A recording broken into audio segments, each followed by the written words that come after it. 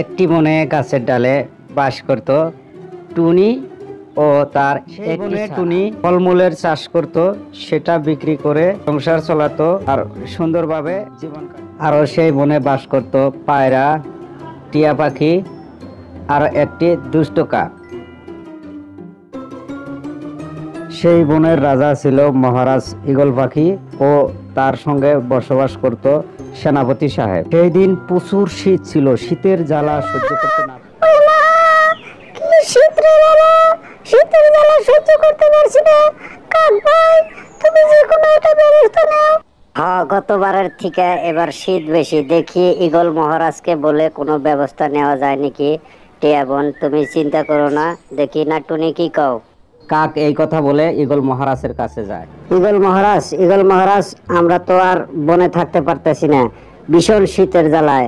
তাই আপনি যদি খেতা কম্বলের ব্যবস্থা না নেন, আমাদেরকে ভীষণ অসুবিধা হবে। এই বলে কাক ঈগল মহারাজের কাছে আর্জি জানাইলো।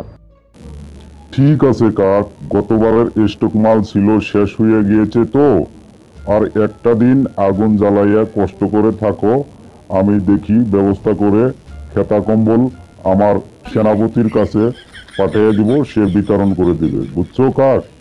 ঠিক আছে কাক ভাই, তুমি এবার আসো। কালকে মহারাজ আমাকে খেতা কম্বল দিলে আমি যাইয়া নিজে বিতরণ করে দিয়ে আসবো, বুঝেছো?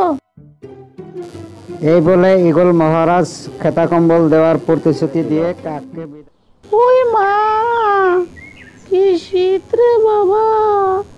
পায়রা বোন, আমার তো আর সহ্য হচ্ছে না, কি বলো?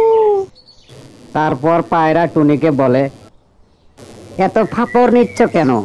দেখি কাক ভাইকে মহারাজ ঈগলের কাছে পাঠানো হয়েছে, ফিরে আসুক, যে কোনো একটা ব্যবস্থা হোক। তারপরে কাক ঈগল মহারাজের কাছে থেকে ফিরে এসে সবাইকে একসঙ্গে নিয়ে, তোমাদেরকে আর শীতের মধ্যে কষ্ট করা লাগবে না, আমি মহারাজ ঈগলকে বলে দিয়েছি কালকে সেনাপতি এসে খেতা কম্বল আমাদের সবাইকে বিতরণ করে দেবে।